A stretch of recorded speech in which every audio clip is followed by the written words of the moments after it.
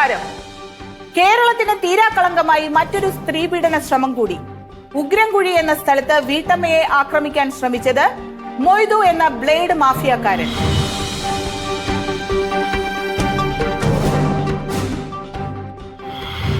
ഉഗ്രൻകുഴിയിൽ നിന്നും കൂടുതൽ വിവരങ്ങളുമായി നമ്മുടെ റിപ്പോർട്ടർ സത്യശീലൻ ചേരുന്നു. സത്യശീലൻ, കേൾക്കാമോ? എന്താണ് ഉഗ്രൻകുഴിയിലെ ഇപ്പോഴത്തെ അവസ്ഥ? മണ്ടോദരി, ഈ അക്രമം നടന്നു എന്ന് പറയപ്പെടുന്ന വീടിന്റെ തൊട്ട് മുമ്പിലാണ് ഞാൻ ഇപ്പോൾ നിൽക്കുന്നത്. ഇതാ ഗേറ്റ് എല്ലാം ഇവിടെ പൂട്ടിക്കിടപ്പുണ്ട്. ഗേറ്റ് എല്ലാം പൂട്ടിയിട്ടാണ് കിടപ്പുള്ളത്. ഈ വീടിന്റെ തൊട്ട് മുമ്പിലായി ഒരു ടാറിട്ട റോഡുണ്ട്. ടാറിട്ട റോഡാണ്, പക്ഷെ അത് കുണ്ടും കുഴിയും നിറഞ്ഞതാണ്. ഇതാ നമുക്ക് കാണാം, ക്യാമറയിൽ നമുക്ക് കാണാൻ പറ്റുന്നതാണ്. ഇവിടെ കുണ്ടും കുഴിയും നിറഞ്ഞതാണ്. ഈ റോഡ് വഴിയാണ് അക്രമി ഈ പ്രദേശത്ത് എത്തി എന്നാണ് വിചാരിക്കുന്നത്. അങ്ങനെയാണ് നമ്മൾ കണക്കാക്കേണ്ടത്. പിന്നെ വാഹനം ഇവിടെ നിർത്തി കഴിഞ്ഞതിന് ശേഷം ഗേറ്റ് തുറന്ന് ഇയാൾ അകത്തേക്ക് പോവുകയും പിന്നെ വീടിന്റെ ഉമ്മറത്തേക്ക് കയറിപ്പോയതിനു ശേഷം കോളിംഗ് ബെല്ലിൽ അമർത്തി ഒരു പ്രാവശ്യം അമർത്തി കഴിഞ്ഞപ്പോഴും വാതിൽ തുറന്നില്ല. വീണ്ടും അമർത്തി, വീണ്ടും തുറന്നില്ല. പിന്നെ വീണ്ടും അമർത്തി കഴിഞ്ഞപ്പോഴാണ് വീട്ടമ്മ പുറത്തേക്ക് വരികയും തുറക്കുകയും ചെയ്ത് ചേട്ടാ ഒന്ന് മാറി ചേട്ടാ എന്തെങ്ങനെ ബഹളം ഉണ്ടാക്കല് ചെയ്തത്. അങ്ങനെ ഈ വീട്ടമ്മ പൈസ എടുക്കുന്നതിന് വേണ്ടി അകത്തേക്ക് പോയപ്പോൾ ചുറ്റും വേറെ ആളുകൾ ആരുമില്ല എന്ന് മനസ്സിലാക്കിയിട്ടുള്ള ഈ അക്രമി നേരെ പിന്നെ വാതിൽ തുറന്ന് അകത്തേക്ക് കയറുകയും വാതിൽ അടയ്ക്കുകയും ചെയ്തു. ഈ അക്രമം നടക്കുന്നതിനിടയിൽ പിന്നെ വീട്ടുകാർ ഭയങ്കര ബഹളം ഉണ്ടാക്കുകയും അതേ തുടർന്ന് പിന്നെ നാട്ടുകാർ ഓടിക്കൂടുകയും ചെയ്തു. ഈ ഓടിക്കൂടിയ സമയത്ത് അക്രമി നേരെ വീടിന്റെ പിന്നാമ്പുറത്തേക്ക് ചാടി മറിയുകയും അവിടുന്ന് ഒരു ചാണകക്കുഴിയിൽ ചാടുകയും ചെയ്തു എന്നാണ് പറയുന്നത്. പ്രതി വീണ ചാണകക്കുഴിയെ കുറിച്ചുള്ള കൂടുതൽ വിവരങ്ങൾ എന്തൊക്കെയാണ് സത്യശീലൻ? ഇല്ല ചാണകക്കുഴിയെ പറ്റിയിട്ട് നമുക്ക് കൃത്യമായിട്ടുള്ള അറിവുകൾ കിട്ടിയിട്ടില്ല. നമുക്ക് അകത്തേക്ക് പ്രവേശിക്കാൻ പറ്റിയിട്ടില്ല. ഗേറ്റ് എല്ലാം ഇവിടെ പൂട്ടിയിട്ടിരിക്കുകയാണ്. ഈ മൊയ്തു എന്ന് പറയുന്ന പിന്നെ അക്രമിയെ പോലീസ് അത്രയും പെട്ടെന്ന് ഇവിടെ തെളിവെടുപ്പിന് വേണ്ടി കൊണ്ടുവരും. ആ കൊണ്ടുവരുന്ന സമയത്ത് നമുക്ക് അവർ ഗേറ്റ് തുറക്കും. ആ സമയത്ത് നമുക്ക് ഈ ചാണകക്കുഴി കാണിക്കാൻ പറ്റും. വീടിന്റെ തൊട്ട് പിറകിൽ ഒരു വീടിനോട് ചേർന്ന് ഒരു 3 മീറ്റർ അകലത്തിലാണ് ഈ ചാണകക്കുഴി എന്നാണ് പറയുന്നത്. ആ സമയത്ത് നമുക്ക് ചാണകക്കുഴി കാണിക്കാൻ ബഹളം പ്ലീസ്. മൊയ്തു എന്ന അക്രമിയെ കുറിച്ച് നാട്ടിൽ നിന്നും ലഭിക്കുന്ന കൂടുതൽ വിവരങ്ങൾ എന്തൊക്കെയാണ്? മൊയ്തു വെറും കച്ചറയാണ്, അലമ്പനാണ്. ആളാണെങ്കിൽ പലിശക്ക് പൈസ കൊടുത്ത് നാട്ടുകാരെ മൊത്തം പറ്റിക്കലാണ് ആളുടെ പണി. അങ്ങനെയാണ് ആള് കശേരനായത്. നിങ്ങൾക്ക് അയാൾ എങ്ങനെയാ? ഞങ്ങൾ സഹകരിക്കാറില്ല. ഞാൻ മുമ്പ് ആളുമായിട്ടുള്ള കമ്പനി വിട്ട്. നിങ്ങൾ പൈസ എടുത്തിട്ടുണ്ടോ? ഞാൻ ഒരു 5000 രൂപ വാങ്ങിയിരുന്നു. എന്നിട്ട് പലിശ അടക്കം 30,000 രൂപ ഉണ്ടെന്ന് മേടിച്ചു. അതുകൊണ്ട് ഞാൻ ഇപ്പൊ പുള്ളിയായിട്ട് മിണ്ടാറില്ല, സംസാരിക്കാറില്ല. ഞങ്ങൾ ഈ പഞ്ചായത്തിൽ ആദ്യമായിട്ടാണ് ഇങ്ങനെ ഒരു സംഭവം നടക്കണം. മൊയ്തുവിനെ കുറിച്ച് എന്താണ് അഭിപ്രായം? വളരെ മോശം അഭിപ്രായമാണ്. എന്താ കാരണം വെച്ചാല് ഇയാൾക്ക് ഞാൻ പൈസ ഇയാളുടെ കടം ചോദിക്കാറുണ്ട്, എനിക്ക് തരൂല്ല ഇയാൾ. അത് തരാതിരിക്കാൻ കാരണം എനിക്ക് എന്റെ വീട്ടിലെ സ്ത്രീകൾ ആരുമില്ല, അതാണ്. സ്ത്രീകളില്ലാത്തതുകൊണ്ട് തരൂല്ല ഇയാള്. സ്ത്രീകളുള്ള വീടുകളിലാണ് ഇയാൾ പലിശയ്ക്ക് പണം കൊടുക്കുന്നത് എന്നാണ് പറയുന്നത്. ആളുകൾക്കൊക്കെ അങ്ങനെയാണ് ഇയാളെ പറ്റിയിട്ടുള്ള ഒരു അഭിപ്രായം. നമുക്കൊരു കാര്യം ചെയ്യാം, എത്രയും പെട്ടെന്ന് തെളിവെടുപ്പിന് വേണ്ടി ഇപ്പോൾ പോലീസ് വാഹനം ഇവിടെ എത്തുന്നതാണ്. ആ സമയത്ത് നമുക്ക് കൂടുതൽ കാര്യങ്ങൾ പറയാൻ കഴിയും.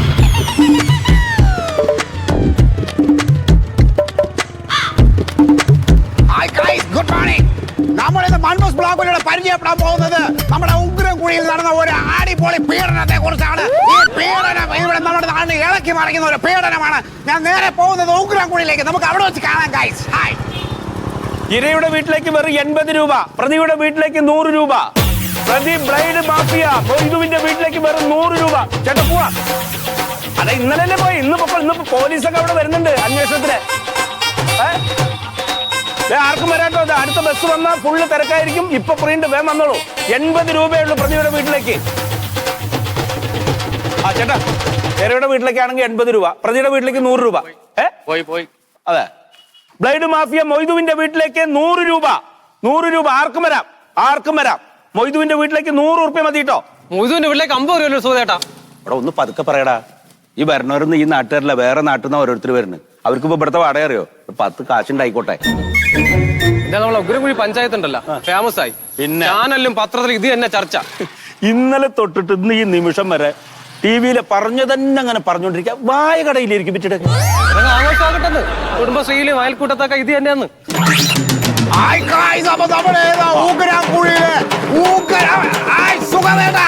അടിപൊളി കോളല്ലേ വന്നേ സാധാരണ സംസാരിക്കണ പോലെ സംസാരിക്കണ തൊണ്ട പൊട്ടില്ലേ? ഞാനിത് ഷൂട്ട് ചെയ്ത് വരല്ലേ സുഖേട്ടാ. യാളി പോളി. എന്നാലും സുഖേട്ടാ കുറെ നാളത്തെ എന്റെ ഒരു ആഗ്രഹമാണ് ഇപ്പൊ സാധിച്ചിരിക്കണേ. ഞാൻ പത്രം തുറന്നാൽ അതിനകത്ത് പീഡനം, TV തുറന്നാൽ അതിനകത്ത് പീഡനം. ഞാൻ പ്രാർത്ഥിക്കരുത് ദൈവമേ നമ്മുടെ നാട്ടിലൊരു പീഡനം പറഞ്ഞ് എനിക്ക് നേരിട്ട് അതിന് വ്ളോഗ് ചെയ്യണം. നിങ്ങൾ ആഘോഷിക്കല്ലേ? ഇത് ഇങ്ങനെ ചെയ്യുന്നു നമ്മൾ വിചാരിച്ചില്ല. നമ്മൾ ഇന്ന് കാണുന്നില്ലേ നമ്മളെ കൂടെ നിൽക്കണ പല മൊയ്തുമാരുടെ കയ്യിൽ ഇതുപോലത്തെ പരിപാടികളൊക്കെ ഉണ്ടെന്ന് സൂക്ഷിച്ചോ. എടാ മൊയ്തും കുടുംബം അവിടെ ഇല്ല. എന്നാലും അവിടെ കല്ലേറുണ്ടായി. ആ ജനങ്ങൾ പ്രക്ഷോഭം ഉണ്ടാക്കി കല്ലെറിഞ്ഞപ്പോ മൊയ്തും കുടുംബം എങ്ങോട്ട് പോയിന്നാ പറഞ്ഞിട്ട്. അതല്ലേ? അപ്പൊ ആ മൊയ്തുവിന്റെ വീട്ടിൽ പോയിട്ട് ഒരു ട്രോൾ വീഡിയോ അങ്ങോട്ട് ഞാൻ ചെയ്തിട്ടുണ്ടല്ലോ. അത് ചെയ്ത് കഴിഞ്ഞിട്ടല്ലോ അവന് പിന്നെ ഈ നാട്ടില് ഈ ലോകത്തിന് ഇറങ്ങി നടക്കാൻ പറ്റാത്ത രീതിയിൽ ചെയ്തതായി. അതുകൊണ്ടാ നിൽക്കാൻ സമയമല്ല. വേറെ ആരെങ്കിലും ഒന്ന് വീഡിയോ ചെയ്യണതിന് മുമ്പേ ഞാൻ പോയി ഒരു അടിപൊളി സാധനം ചെയ്താൽ കൊണ്ട് ഇടണ്ട.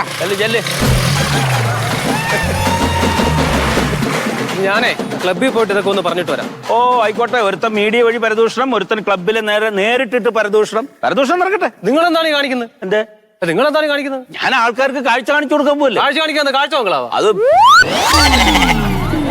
ഇരയുടെ വീട്ടിലേക്ക് 80 രൂപ, പ്രതിയുടെ വീട്ടിലേക്ക് 100 രൂപ. ആ ചേട്ടാ എങ്ങടാ? പോവോ? ആ പിന്നെ ഇരയുടെ വീട്ടിലേക്കോ പ്രതിയുടെ വീട്ടിലേക്കോ?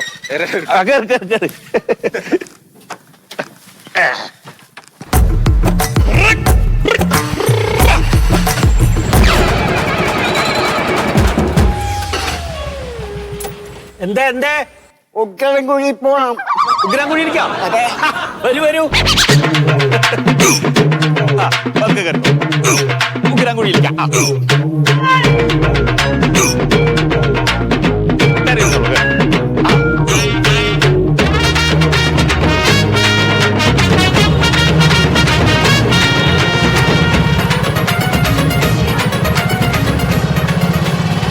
ഹലോ ഗൈസ്, മാൻമൂസ് ബ്ലോഗ് ഇന്ന് നിങ്ങളെ കൊണ്ടുപോകുന്നത് ഉഗ്രൻകുഴിയിലെ ഉഗ്രനായ പീഡനം നടത്തിയ മൊയ്തു എന്ന പ്രതിയുടെ വീടിന്റെ മുന്നിലാണ് ഗൈസ്. നമുക്കിത് വീടെന്ന് പറയാൻ പറ്റില്ല ഗൈസ്. ഇത് വീടല്ല, ഇതൊരു കൊട്ടാര സമാനമായ ഒരു മണി മാളിക എന്ന് തന്നെ പറയാം ഗൈസ്. ഇത് അയാള് ഇവിടുത്തെ സാധാരണക്കാരുടെ പിഴിഞ്ഞുണ്ടാക്കിയ സാധാരണക്കാരുടെ കണ്ണീരാണ് ഗൈസ് നമ്മളിപ്പോ ഈ കണ്ടുകൊണ്ടിരിക്കുന്നത്.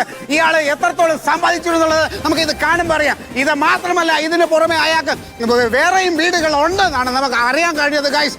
ഇനി എന്തിനേറെ പറയുന്നു, ഈ മൊയ്തുവിന്റെ സമ്പാദ്യം സൂക്ഷിച്ചിരുന്ന നായക്കുട്ടികളാണ് ഈ കൂട്ടിൽ കിടക്കുന്നത്. അവറ്റകളിപ്പോ ഒറ്റപ്പെട്ട അവസ്ഥയിലാണ്. ഈ ഗൈസ് ഇതുങ്ങൾ വർത്താനം പറഞ്ഞിരുന്നെങ്കിൽ മൊയ്തുവിന്റെ വൃത്തികേടുകൾ ഈ നായക്കുട്ടികൾ നമുക്ക് പറഞ്ഞു തന്നെ ഗൈസ്. അത്രയും കൊള്ളരുതാത്ത ഒരു വ്യക്തിയാണ് മൊയ്തു എന്നാണ് എനിക്ക് ഇവിടെ വന്നപ്പോൾ അറിയാൻ കഴിഞ്ഞത് ഗൈസ്. ഇനിയിപ്പോ ഇവിടെ പരിസരവാസികൾ നിൽപ്പുണ്ട്. അവരോട് നമുക്ക് ചോദിക്കാം ഈ മൊയ്തു എന്ന ആളിനെ കുറിച്ച്. ഈ മൊയ്തു എന്ന വ്യക്തി എങ്ങനെയാണ്, അയാളുടെ സ്വഭാവം എങ്ങനെയാണ്? അദ്ദേഹത്തെ കുറിച്ച് ഞങ്ങൾക്ക് കാര്യമായിട്ടൊന്നും അറിയാൻ പാടില്ല. അദ്ദേഹം ഇവിടെ വരുന്നു, കുറെ പൈസ പലിശയ്ക്ക് കൊടുക്കുന്നു എന്ന് മാത്രം ഞങ്ങൾക്കറിയാം. അദ്ദേഹം ഒരു കൊള്ള പലിശക്കാരനാണ് ഈ മൊയ്തു എന്നാണ് ഈ ഗായ് പറഞ്ഞിരിക്കുന്നത് ഗൈസ്. ഇനി നമുക്ക് അടുത്തത് അറിയാനുള്ളത് ഗൈസ്, ഈ മൊയ്തു ഇതിന് മുമ്പ് ഇവിടെ സ്ത്രീകളുമായിട്ട് അല്ലെങ്കിൽ സ്ത്രീ വിഷയത്തിൽ മൊയ്തു എങ്ങനെയാണ്, നിങ്ങൾക്ക് എന്താണ് നിങ്ങൾക്ക് അറിയാവുന്നത് പറയൂ ഗൈസ്. എന്റെ അറിവിൽ പലപ്പോഴും ഇദ്ദേഹം മറ്റ് സ്ത്രീകളുമായിട്ട് ഇവിടെ വന്നിട്ട് എനിക്കറിയാം. അതുകൊണ്ടാണ് ഞാനിത് പറയാൻ കാരണം. നമുക്ക് പുതിയൊരു വാർത്ത കിട്ടിയിരിക്കുന്നത്. പക്ഷേ അതത്ര ശരിയാണോ എനിക്ക് സംശയമുണ്ട്. അതെന്താണ് കാരണം? കാരണം അദ്ദേഹത്തിന് ഇവിടുത്തെ വീട് തന്നെ കുറെ അകലെയാണ്. പിന്നെ അദ്ദേഹം എങ്ങനെ ഇവിടെ കാണുന്നു എനിക്കത് മനസ്സിലാകുന്നില്ല. എന്തോ വൈരാഗ്യത്തിന്റെ പേരിലായിരിക്കും അദ്ദേഹം പറയുന്നത്. മാത്രമല്ല ഞാൻ കുറച്ച് പൈസ കാണാൻ ചോദിച്ചു, ഒരു 50,000 ഈ പറഞ്ഞില്ലേ, ഇപ്പൊ നമുക്ക് അറിയാൻ കഴിഞ്ഞത് ഈ മൊയ്തു എന്ന് പറയുന്ന വ്യക്തി കൊണ്ട് ഈ പ്രദേശത്തിന്റെ സമാധാനം തന്നെ പോയിരിക്കുകയാണ് ഗൈസ്. ഇത് കണ്ടില്ലേ, അവിടെ ഒരു കൂട്ടം പേര് മൊയ്തുവിന്റെ പേര് തമ്മിൽ തല്ലുകയാണ് ഗൈസ്.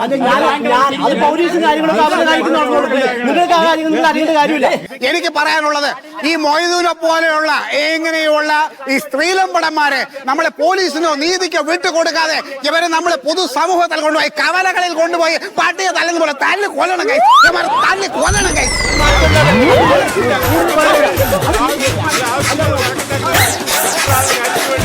അത് അങ്ങനെയൊന്നും അല്ല. താങ്കൾ മറ്റുള്ളവർ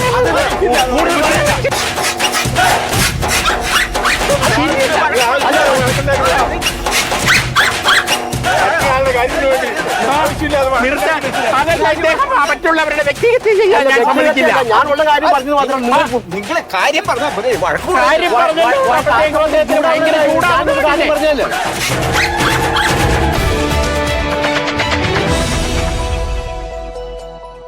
നമസ്കാരം, ഫിഷ് ടിവിയുടെ അന്തിചർച്ചയിലേക്ക് സ്വാഗതം. കേരളത്തിൽ സ്ത്രീകൾ സുരക്ഷിതരോ? ഇന്ന് ഈ വിഷയത്തിൽ സംസാരിക്കാൻ നമ്മോടൊപ്പം ചേരുന്നത് വെള്ളക്കണ്ടി കോയ, പാക്കരൻ പ്യാരിജാതൻ, മോന്തായം രാഘവൻ.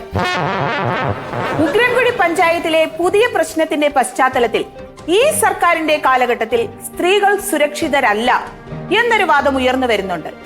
ശ്രീ വെള്ളക്കണ്ടി കോയ, എന്താണ് താങ്കൾക്ക് പറയാനുള്ളത്? അല്ല, അതായത് എനിക്ക് പറയാനുള്ളൊരു കാര്യം എന്താ വെച്ചാല്, എൻ്റെ ഒരു അഭിപ്രായം എന്ന് പറഞ്ഞത് ഇപ്പൊ ഈ പീഡനം എന്ന് പറയുന്ന സംഭവം സ്ത്രീകൾ ഉണ്ടായ കാലം മുതലുള്ളതാണ്. അപ്പൊ പുതിയതായിട്ടുള്ളൊരു വിഷയമൊന്നുമല്ല. ഇപ്പൊ നമുക്ക് ചരിത്രം പരിശോധിച്ചാലും അറിയാം. ഇപ്പൊ സീതേനെ തട്ടിക്കൊണ്ടായ കഥ എല്ലാവർക്കും അറിയാം, സർവ്വസാധാരണ അറിയുന്നൊരു കഥയാണ്. അതുമാതിരി പാഞ്ചാലിനെ ഉപദ്രവിക്കാൻ നിന്നപ്പോ അതും ഭർത്താക്കന്മാരെ മുമ്പിൽ വെച്ചിട്ട് അത് വലിയൊരു യുദ്ധത്തിന് വരെ കാരണമായി മാറിയിട്ടുള്ള കഥകളൊക്കെ നമുക്ക് അറിയണതാണ്. അതുപോലെ ഇപ്പൊ ഗ്രീക്കില് ട്രോജൻ യുദ്ധം നടന്നത് എങ്ങനെയാണ്? എലെന്ന് പറയുന്ന ഒരു സുന്ദരിയായിട്ടുള്ള കുട്ടീനെ തട്ടിക്കൊണ്ടതിന്റെ ഭാഗമായിട്ടാണ് ട്രോജൻ യുദ്ധം നടന്നത്.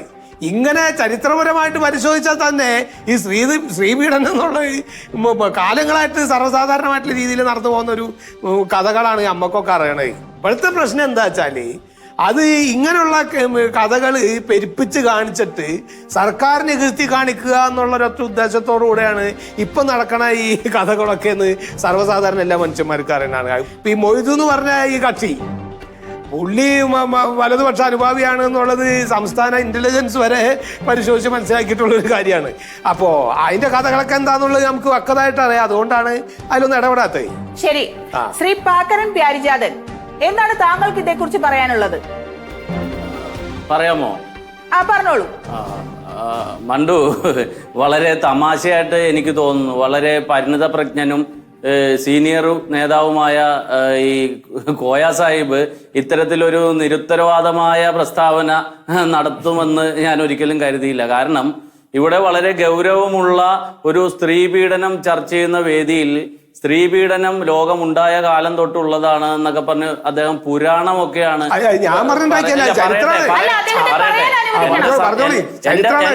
എന്റെ സമയം ഞാൻ പറയട്ടെ ഞാൻ വ്യക്തമാക്കാൻ ഇടയ്ക്കേറല്ലേ, എന്നെ അനുവദിക്കൂ.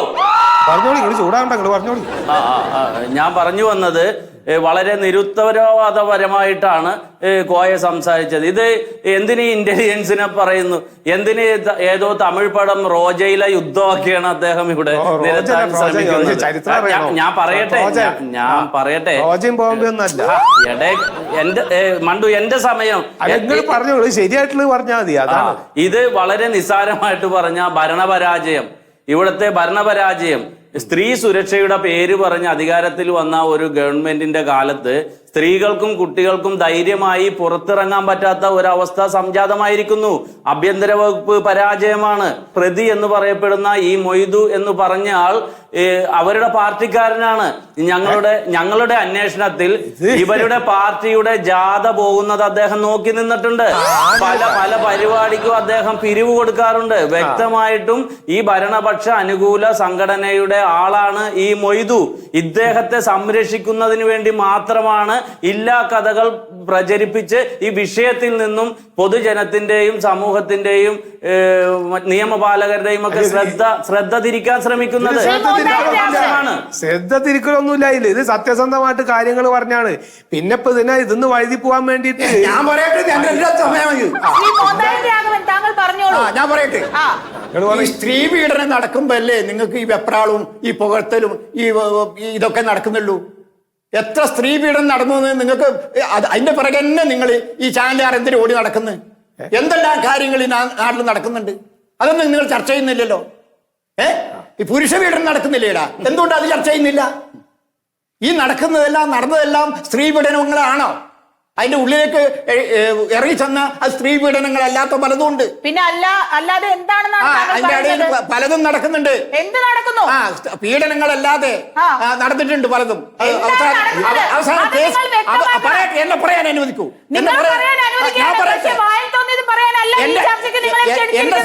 എന്റെ സമയം ഞാൻ പറയട്ടെ. പുരുഷ പീഡനം എത്രയോ നടക്കുന്നുണ്ട്, എന്റെ അനുഭവത്തിൽ നടന്നിട്ടുണ്ട്.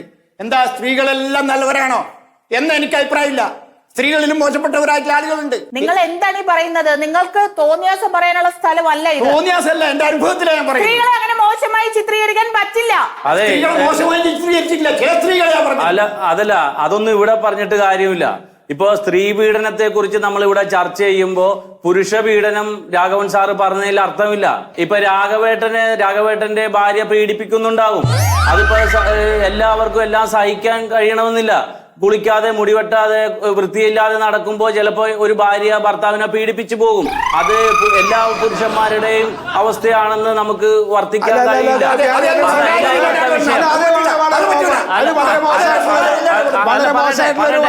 വർത്തമാനാണ്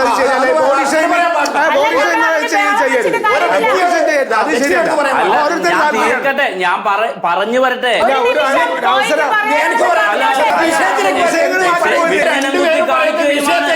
ഭരണപക്ഷം ചെയ്യുന്നത്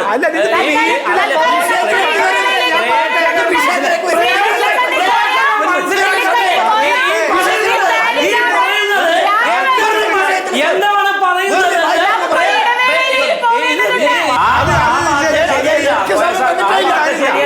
ഇതിന്റെ ഉത്തരവാദിത്തം ഒന്നും പറ്റില്ല. ഒരു നിമിഷം, നമുക്ക് അത്യാവശ്യമായ ഒരു ഇടവേളയിലേക്ക് പോകേണ്ടതുണ്ട്.